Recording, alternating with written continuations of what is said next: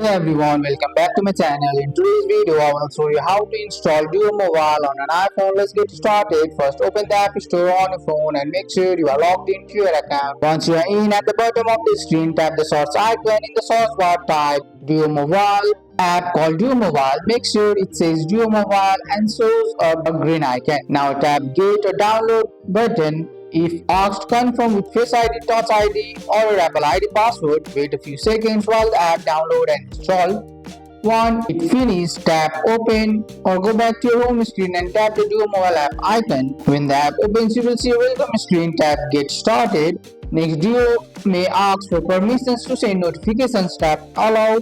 This is important so you can receive login approval message. You may also be asked to allow camera access. Tap Allow because the camera is used to scan QR code during setup. At this point, Duo Mobile is now installed on your iPhone. And that's it. You have successfully installed Duo Mobile on your iPhone. That's all for today's video, guys. I hope you guys like this video. If you found this video helpful, drop a like, subscribe for more videos. Thanks for watching. See you in the next one.